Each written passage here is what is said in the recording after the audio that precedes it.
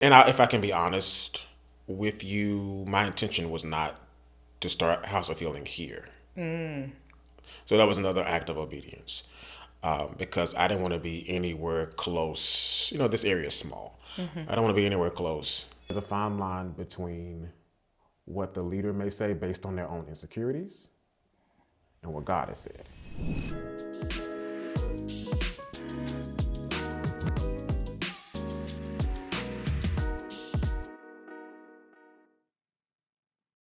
Right into it. I'm so excited to have you. You are officially the very first guest Wow. of Between Me and You. So I'm honored. it's sincerely an honor to have you here with us. Thank you so much for joining me. And just as a thank you gift, we did get you a secure sweatshirt. Okay, thank you. So I hope that you love it. I hope that you love it, love it, love it. Thank you so much. So I want to just kind of jump right in because I've known you for a while. Yeah. It's a while. And he's my birthday twin too, Right. We're birthday twins. And so I've seen you like transition from serving in different ministries to now becoming a pastor, becoming an apostle, prophet, operating in all the different gifts. All that. Every single one of them. And can you tell me a little bit about what that transition was like? Like, was every leader that you had receptive of the transition? Did they always see the potential that you had? Were they open to you leaving them and starting your own thing? Wow, that's very nuanced. Yeah. So I would say that they saw the potential. Some were threatened by the potential. So I'll just start there. So I've only served two pastors. Okay. And the pastor that I serve now is my spiritual father. But actually being in-house, being present, I've only served two pastors. My first pastor was our family pastor. He's still the family pastor, but he became our pastor when I was 5 years old. Okay. So I was at that church from about 5 years old to maybe 24, 25. Okay. So that's where I got my foundation. Most of my training as it relates to leadership started in ministry there, the whole nine. I would say that as I began to come into different gifts and begin to discover who I was, that became an issue. That became an issue of being very threatening, and I didn't understand why at the time, but I now understand that the Lord was using that to process me and to get me to where I am now, to where I desire to be that leader that teaches and trains and develops and never to be scared of what I birth. Yeah, that's good. And I was going to highlight that, but you said it so perfectly about how you took that experience and now how you apply it to your members and the people that you serve. Right. Yeah. So I guess you said so much in those couple of sentences, even about sometimes leaders feeling threatened.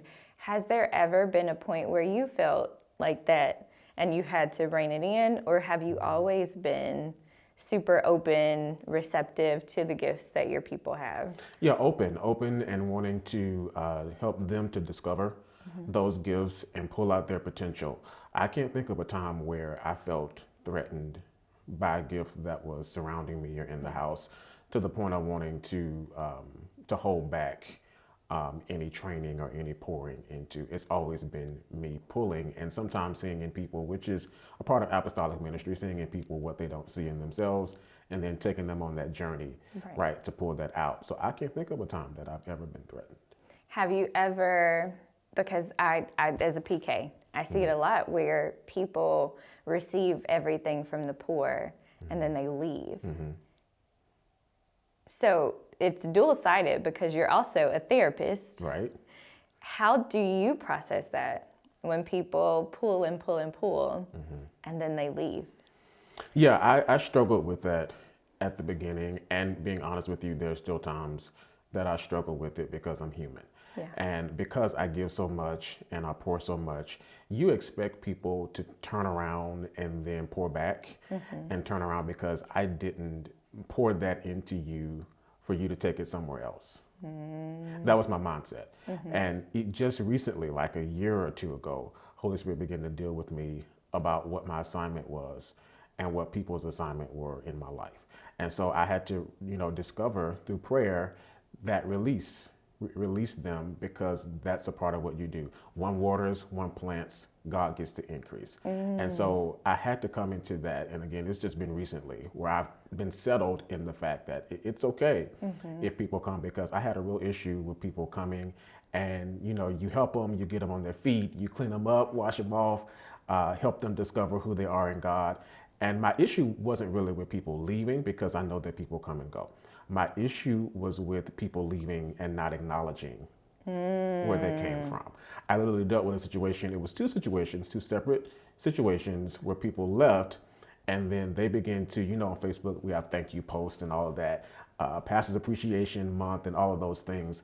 And I watched two people list all the ministries that they had been at and skipped over the ministry that gave them what they really needed, gave them restoration, brought them into healing, because we're healing and deliverance ministry. And so that was the part that it didn't make sense to me, and it really triggered something in me. Yeah. And that's what Holy Spirit had to deal with me about, that even if there was no acknowledgement, you did my will in planting or watering, and I'm going to get the increase. That's so good. And I want to publicly acknowledge you, because even as a PK, I do so much in church. Yeah. And a lot of times I in the beginning of our ministry, I didn't really get to sit down, like I didn't get to take a break. And so there were times where I was burnt out. Yeah. And I was like, what is a church that I trust? Not that my parents should. There's a lot of leaders and go for it. But where's somewhere that I can go, that I can sit? And I remember coming to like a midday prayer. You weren't even there, but you had so equipped your people to still operate in excellence. And I came for like one midday prayer, and it was so refreshing. It was exactly what I needed. Wow. And I don't know if you still do it, or if you even realized, like, you might have started that just for me. Wow. Because I don't know how long I would have been able to continue going at the rate that I was going, serving at the rate that I was serving at, and not feeling like I could be poured back into. Especially as a PK, and I'm very vulnerable, very honest, very open, but there's still a level of discretion. Right. That I have to have, Definitely. even especially serving in my parents' ministry. There's still a level of discretion where, like, I can't tell you all my business now. You know what I'm saying? Right. Which I didn't understand that as a kid. And so I used to share and share and share, and then wonder why people would look at me differently. Right. And so I want to publicly say thank you for your obedience. Thank you for your yes. And there's something about it. And the reason that I highlighted it is because, especially as a PK, because I think I am my parents' Peter. Okay.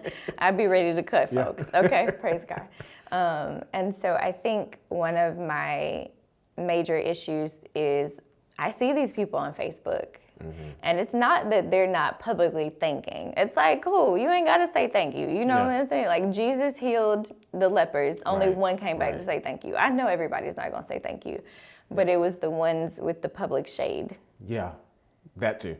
Without the, like, you don't have to put a name on it. Nope. But we know that you're talking about us. You know what I'm saying? And I'm like, I've been in small groups with you where you done poured your heart out and got your healing, got your deliverance. And so,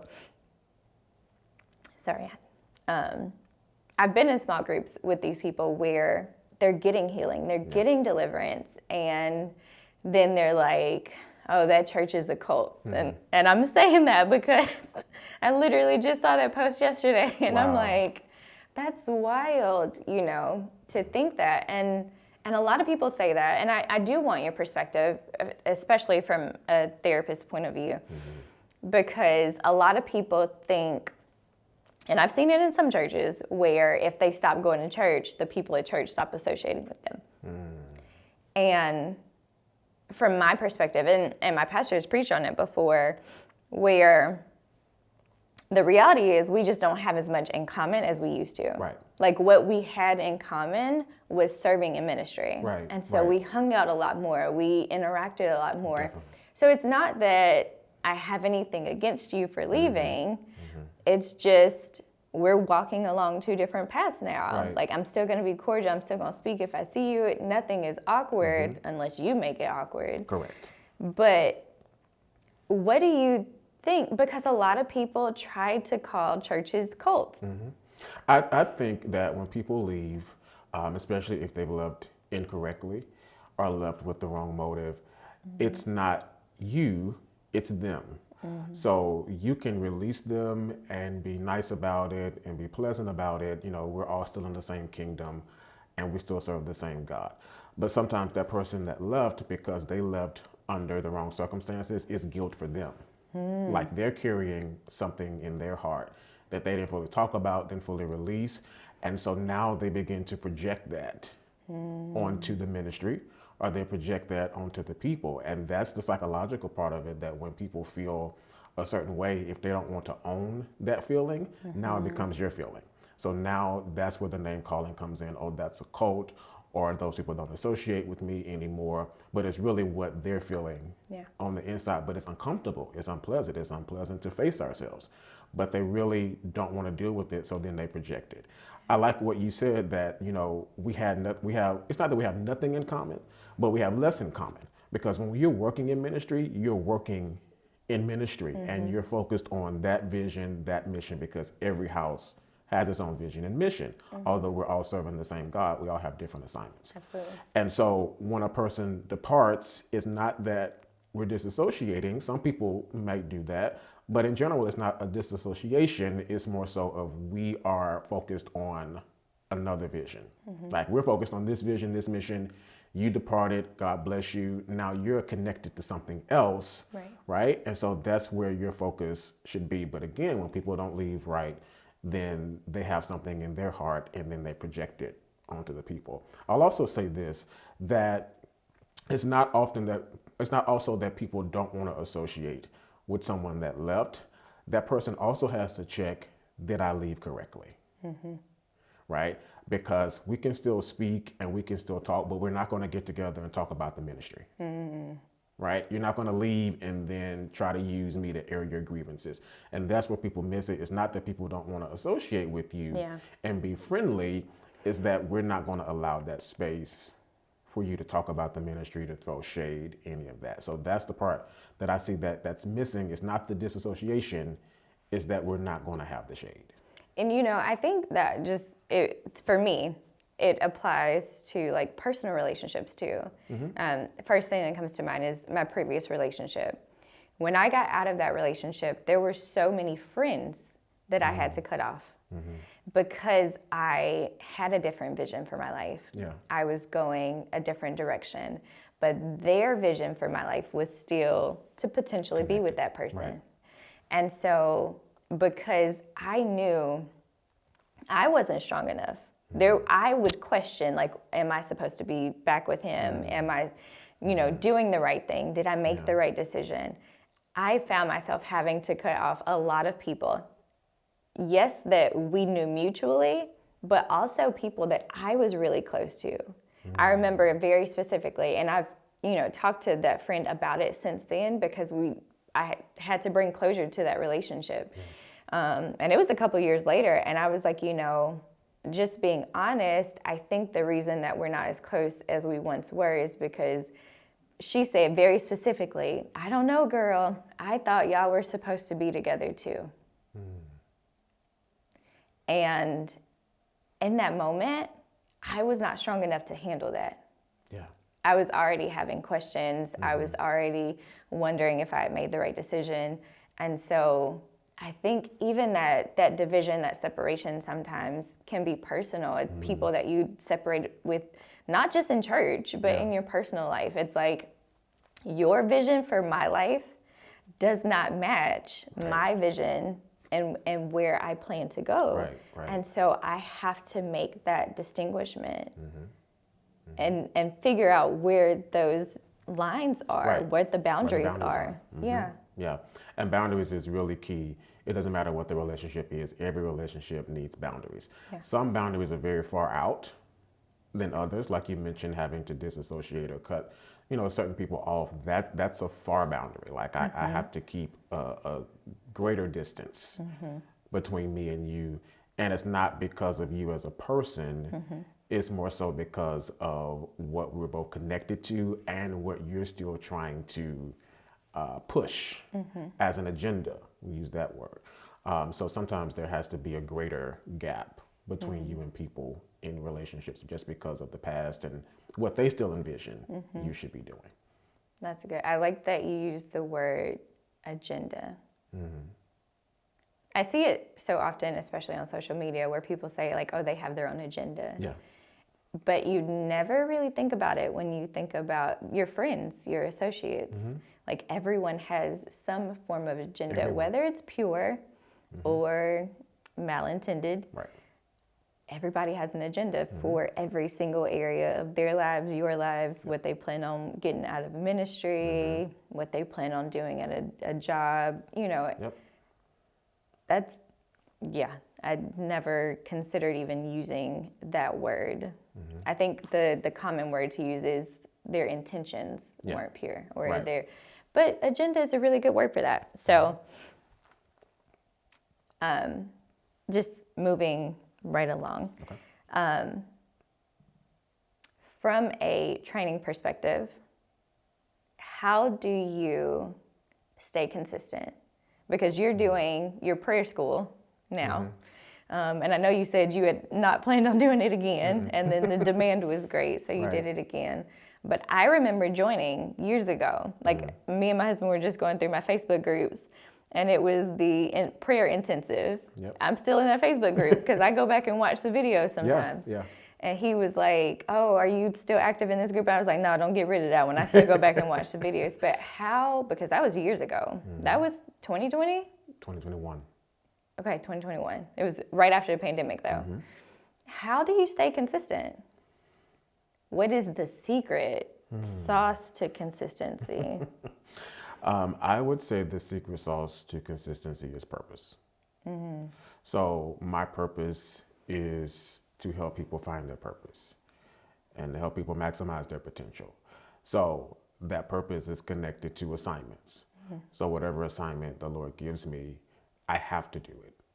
I don't have a choice. There's a scripture that I love that says we would rather obey God than man. So I feel like my life is, let's just say, a testament to who God is and to his grace and to his mercy. And I often tell people like I'm probably on my second or third life. I just, and so I feel like I owe God my life. And so I also feel like that if I don't, and this is not a fear-based perspective, but I feel like if I don't surrender and that if I don't obey, then he's going to take life because I owe him that. And my life is a praise. My life is his story on earth. And so my consistency is related to purpose, which is connected to the assignment. So you brought up the prayer school that I'm doing now, Prayer School Reloaded. It's the third time I'm doing it. And it really wasn't just because the people were demanding it. It was because God said, you need to do it, and you need to do it in April. And so I just had to be obedient. So that's my secret, is obedience. That's really, really good. I like that you said that because I had a question that kind of tied into the very first one I asked about, were your leaders receptive of you starting your own thing? For those that weren't, that maybe they say like, oh, this isn't your season, or like, you're not supposed to do your own thing. You're supposed to be submitted to me. Well, you said it's better to obey God than man. So how do you still honor and yet separate the two? Yeah, so that's very nuanced. How do I separate the two? So I appreciate when the leaders say, it's not time. And I appreciate that from a leadership perspective because sometimes, all the time, you need someone in your corner, in your ear, that's helping to guide you, that has pure motives. right, and pure agenda. And so I absolutely respect when a leader says, not yet. Because if I submitted to that leader, I trust the God in them, right? But then there's this fine line, and I don't think I've ever had to really walk this fine line, but there's a fine line between what the leader may say based on their own insecurities and what God has said. Now, when I started House of Healing, this was 2016, the second pastor that I served, if I can just rewind, so I left that first church all that I knew as it relates to being plugged in consistently to a church. Of course, not all that I knew about God and the kingdom, but all I knew about church. So that was a very scary thing, and all of my family was still there. So I transitioned to this church after a period of, I would say, traumatic experiences. And so God released me, and I left. I received the prophetic word from someone, and I won't say who it was, someone on staff, a prophetic word that said, we know it's your time to leave, but when you leave, God's going to send you back. And I said, I don't receive it. And it was a person in leadership, but it wasn't of God. It was what they wanted out of that. Because, of course, no one wanted me to leave. You know, this is the first half of my entire life. I've been here and been serving faithfully, faithful minister, faithful giver, all of that. So I ended up leaving, transitioned to another church, and Holy Spirit told me, you'll only be here 3 years. Right?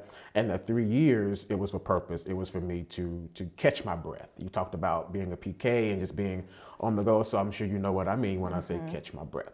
Catch my breath, take a moment, right? Heal, because there was some healing that needed to happen, be restored. Not that I had fallen into anything, but I just needed a break. Yeah. Right? And so he said 3 years. And he said, in this next season, you're going to heal, and then you're going to go into pastoring, because he called me to pastor in 2011. Right? I left that first church in 2012. So he said, give it 3 years. I gave it 4. Now, that's where disobedience comes in, because after that 3rd year mark, like, things turned to hell. And that's the only way I can describe it. It's my story. I'm going to tell it. Yeah, amen. How I tell it. Yeah. Right. And so it wasn't like it was just all bad. Yeah. But you can tell, it's like I compare it to when milk expires. Curdled. Right. So it's good while you have it, and you have it within the limit, within the measure of the expiration date. But once you hit that expiration date, it's only so long you can go before it's like, what's that smell?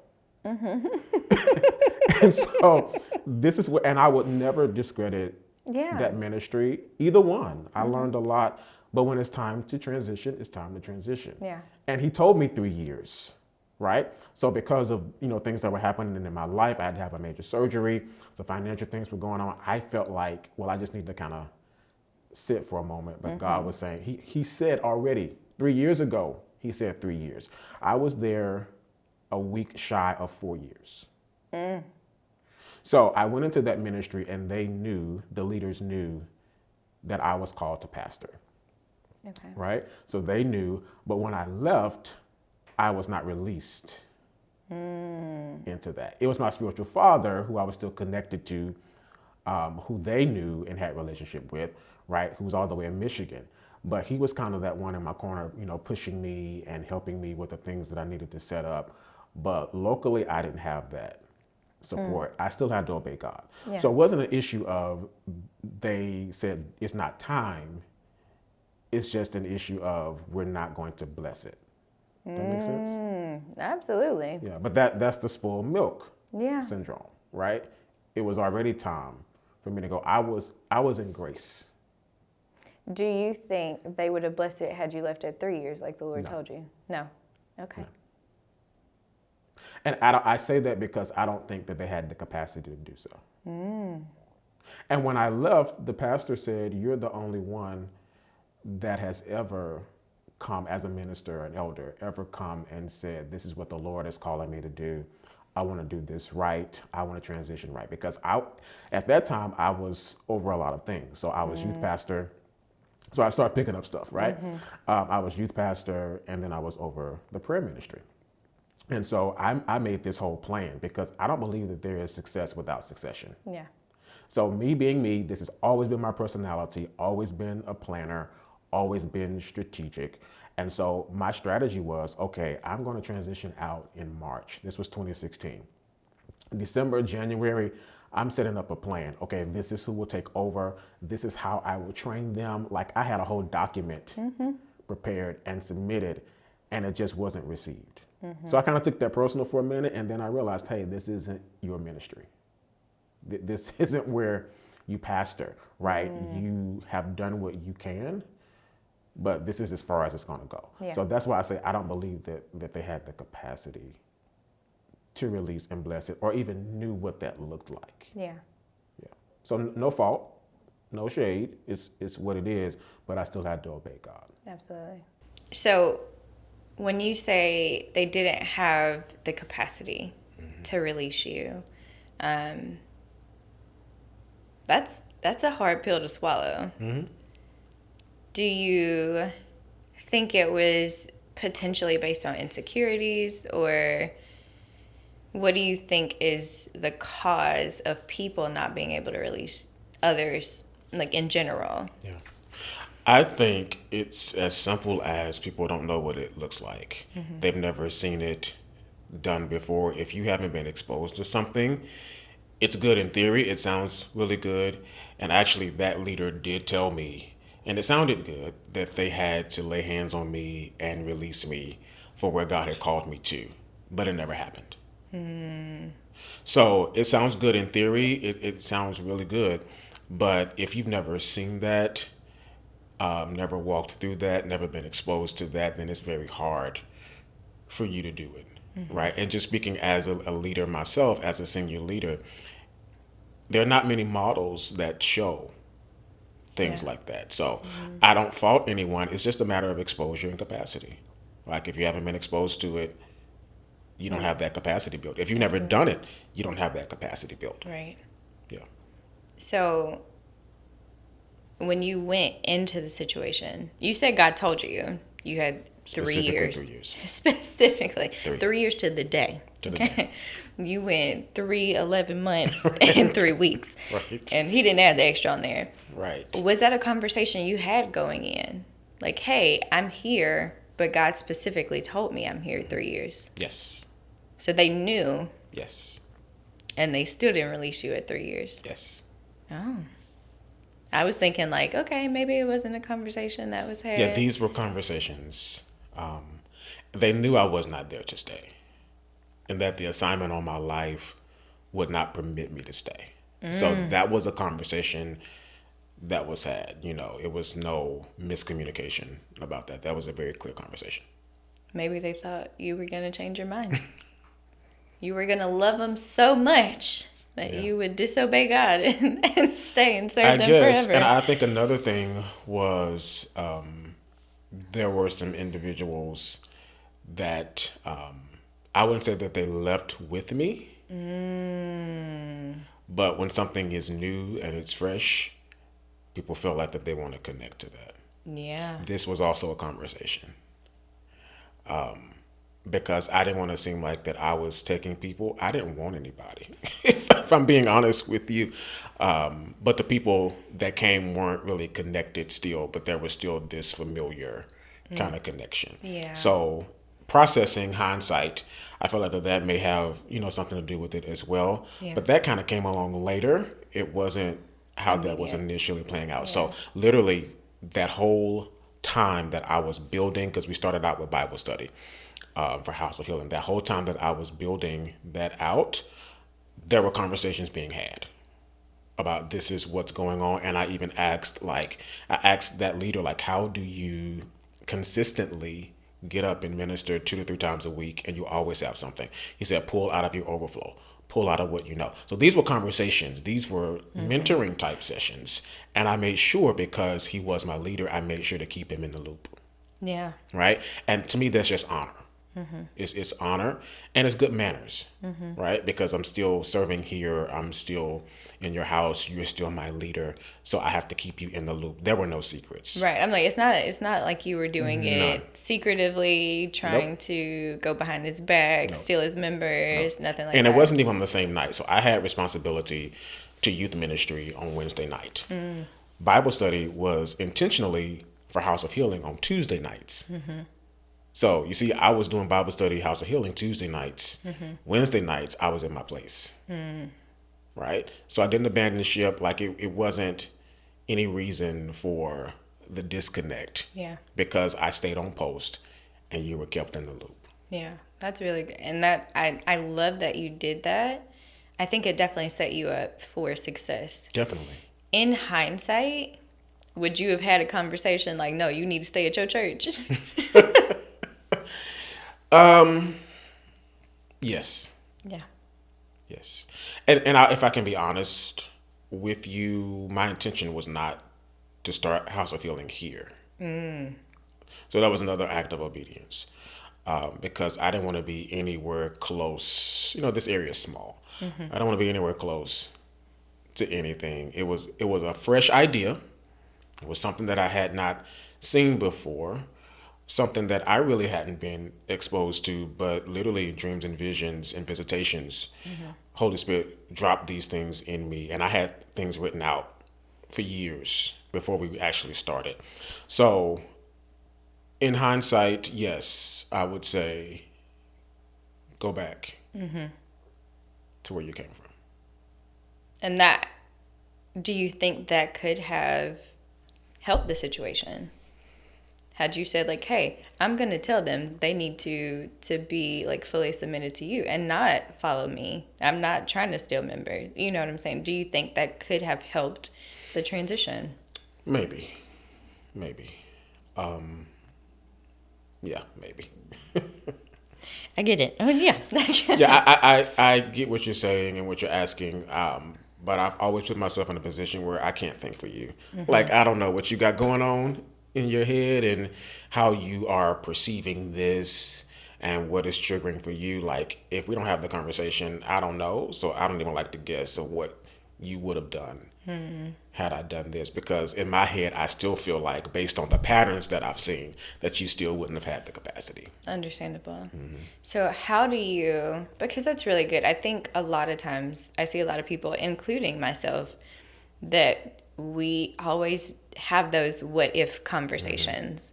We're asking like, well, what if I had done this? Yeah. What prevents you from having those imaginary conversations in your head, like wondering what you could have done differently, just staying stuck in the past, which is what it really is. It really is. Staying stuck. What prevents you from staying stuck in the past and continuing to move forward and not worrying about how others received your actions in the past? Got it.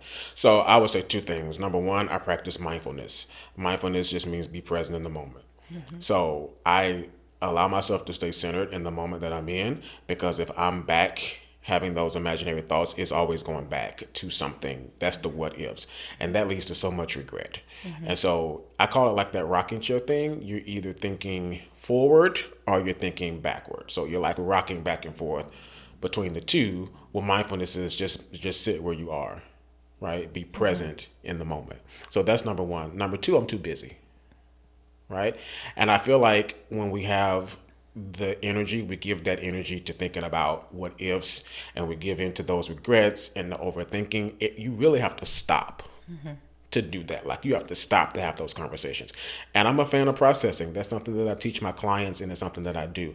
Like, go ahead and process it out. Like, man, I wish I would have done this, or what would that look like? But when you say stuck in that thinking pattern, that's the problem, right? Because if you're stuck in your mind, you're going to be stuck in behavior.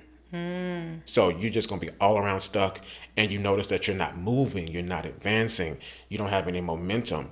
And like I said, I have too many assignments, and God has given me too much to stay stuck in what if this would have happened. And this person doesn't like me, or this person said this or is saying this. I've greeted people that I know were saying things in this city. Things have gotten back to me, but I never stopped. And the thing is, on their end, they also have to stop. They have to stop to have those conversations, right? They have to stop to talk about me. They have to stop to talk about what I'm doing while I'm doing what I'm doing. So that's my perspective. I'm not going to stay stuck. I'm going to keep moving, keep doing what God called me to do. That's really good. I think a lot of times we do end up stuck because we're not operating in purpose. Like Yep. you said earlier, it's purpose is the thing that keeps you going, the thing that moves you forward above discipline. I was Right. surprised Right. that your answer wasn't discipline. Like, how do you, develop consistent habits? It was purpose. Purpose.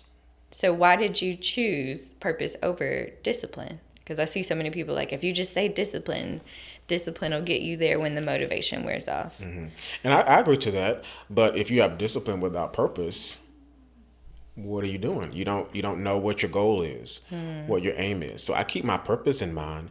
That keeps me disciplined, right? That keeps me consistent and not even motivated, because like you said, it's really not about motivation. It's about that consistency. So it's always about purpose. That's good.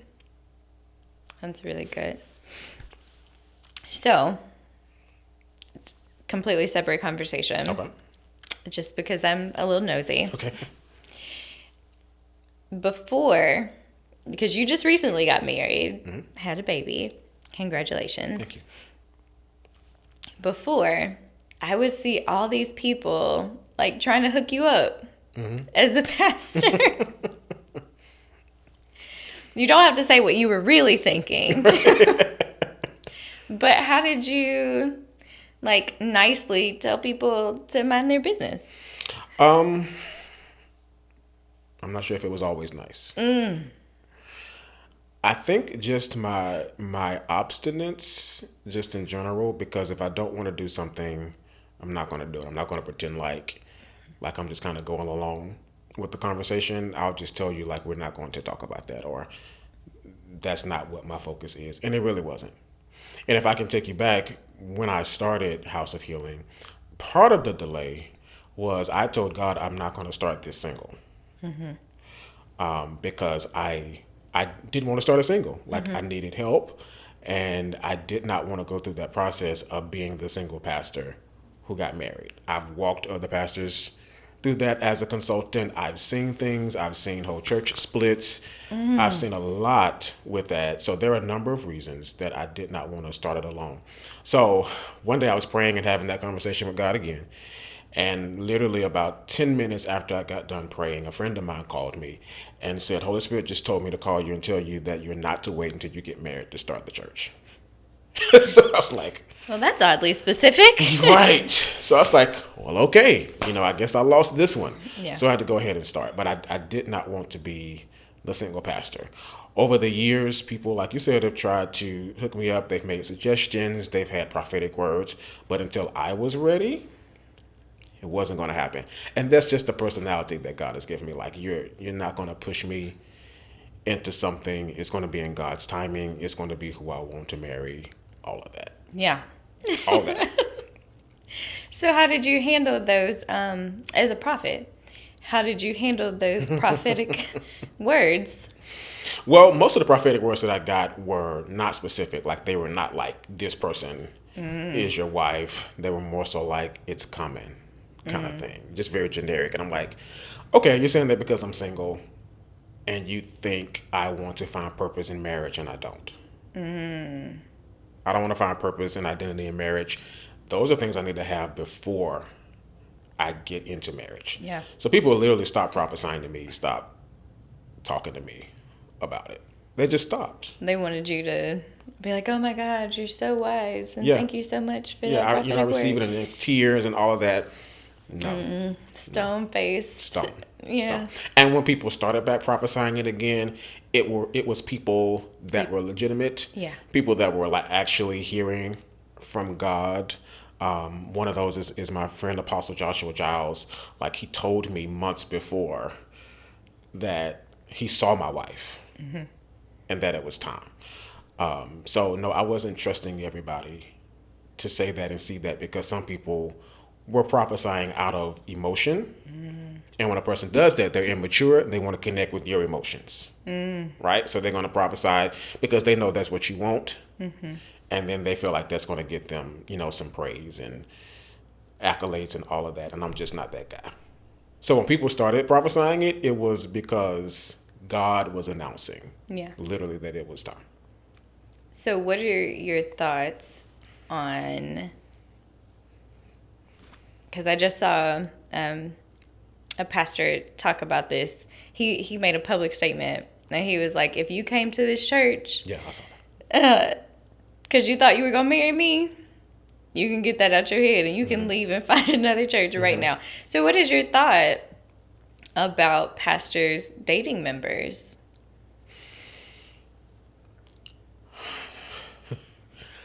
I don't have a thought about them dating members. I have a thought about me doing it. Okay. So that's where I stood with it. And I always said that, like, I will not date where I pastor.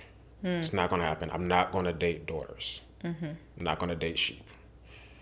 So those were just lines that I set and did not cross. Now, many people know that my wife was in the ministry. I completely did not see her in that light. And we've had conversations where I had to really explain to her, like, I honestly didn't see you in that way because I had put up such a block for everyone and blinders for everyone that literally what happened is God had to cause her to be moved out of the ministry. And then we connected that way. We reconnected, and it was a connection on that relationship level. But had she stayed, Probably wouldn't have got married. nope, it would not, because I set, and my mind is very strong. When I set my mind to something, that's what it is. So I said from the beginning, not dating in the church. And I never got up and said, if you came here for Yeah. that. But I've had to address people Yeah. directly and say, I'm not him. Yeah. Look for another. Look for another. This ain't that. Right. Yeah. Right. So had she not obeyed God and left and moved, Right. you don't think you would be married? I know we wouldn't. You know you wouldn't be married. Because again, I said, because it's just not a good look. Yeah. It's not a good look. And that's, if I had to give a thought about other pastors doing it, that would be my thought, right? It's not a good look. We are there on assignment. There's a purpose for us being there. God holds us accountable to that. And part of that assignment isn't marrying people, right? Is feeding them, shepherding them, giving them the word of the Lord. So that I don't mix personal like that. That's good. I think, because it was one of my questions now, because I knew that she had left, and moved, and it's a part of her testimony. She shared Right. it publicly. But I didn't connect the two and realize that the Lord moved her so you could see her. That's exactly what he did. Because in the congregation, I wouldn't have saw her. Yeah. Not in that way.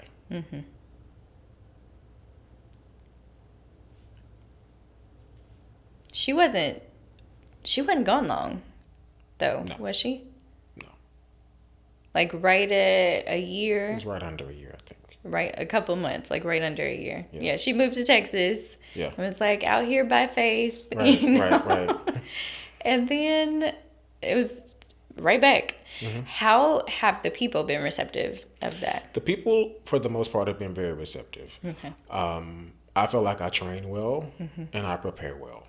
And so I also feel like people know me. They know my personality and my flow, and they know that they could not disrespect that. And again, this is based on me seeing what I've seen, over the years with other pastors that are single when they do get married. Yeah. So I kind of have some guidelines on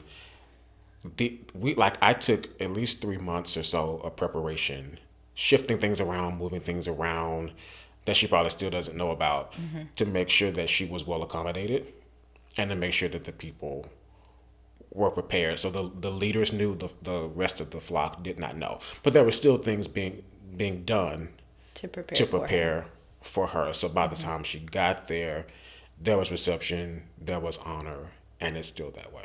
Yeah, because you pop out married. Mm-hmm. You were you were married have been on trips Out of the country. out the country. Yeah. Nobody knew you were married. And then you posted pictures like, oh, by the way, a couple months ago, I did get married. So just in case she turned up pregnant, y'all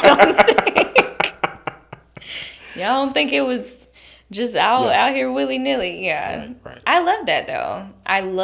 Because I struggled when I got married because my parents have such a public ministry. I struggled as a PK with having something that I felt like was my own.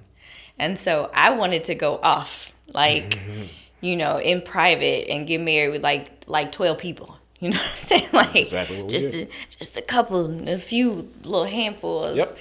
And my mother and I actually disagreed about it because she was like, there's so many people that, would want to bless you, which I'm very well aware of. And I, wanted to still have a reception where everyone could come. But I struggle.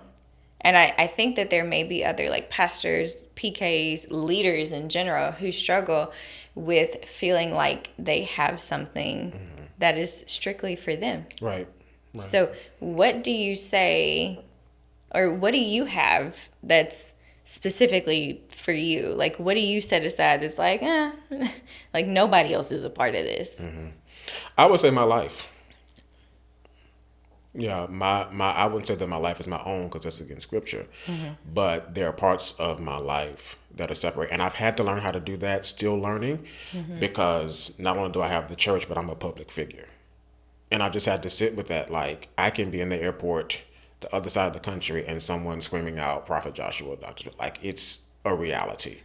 So God has expanded my reach very far, even beyond sometimes my comprehension or my knowledge. So people know of me, right? And I'm not trying to puff myself up of like I'm, famous and this, like, but I've learned throughout the course of like the last 2 or 3 years to reserve some things and to have people in categories because everybody can't be close, right? So I've just kind of separated things, and I'm good at compartmentalizing. So this is kind of over here, this is over there kind of thing. So I've learned, and I am learning how to just have my life for me. And I share what I want to share. That's the secret. I share what I want to share. And people may think, oh, you share a lot on Facebook. It's what I want to share.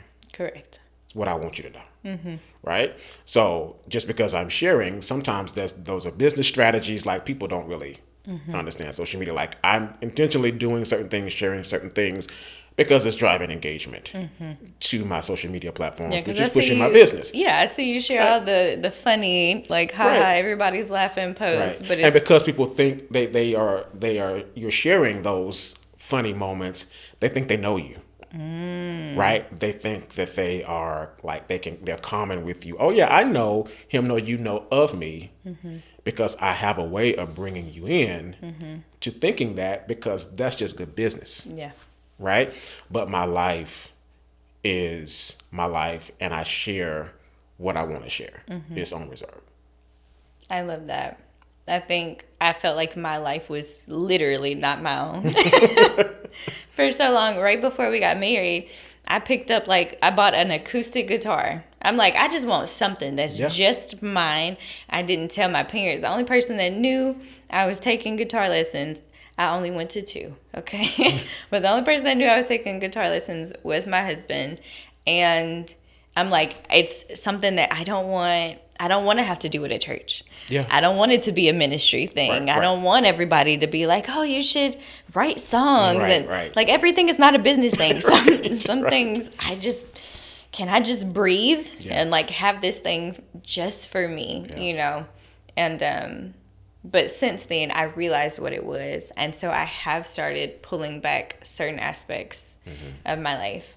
So for me, what advice would you give me? Because I still struggle with, I know that there are people who want to be close to me, but I'm closer to some than I am to others. And I occasionally struggle not for long, but I do struggle with like, dang, I know that they probably feel some sort of way because they see me, like hug this person or talk to this person or hang out with this person. And I know they want to hang out with me, but I don't have the capacity for that. Understood. So what advice would you give me? I would say just take your time.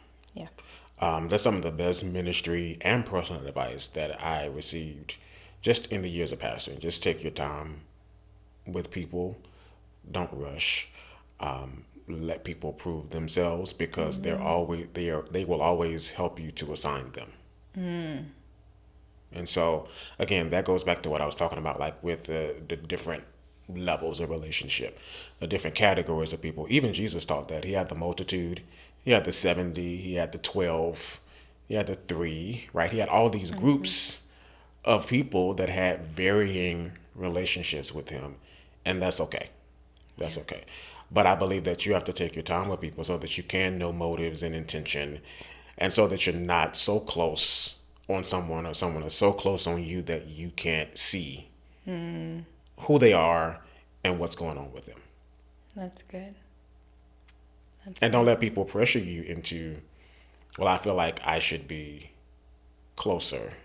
Even if they don't say it, they're implying it. Like, I feel like I should be closer. Even we deal with that in ministry. Like, people they think they see someone who is close, but they're really trusted. That's what you're seeing. You're seeing someone that has proven that they're trustworthy to be a little closer, to have a little bit more responsibility, and people naturally covet that. They naturally Is it want that. is it the power? It's the power and the access.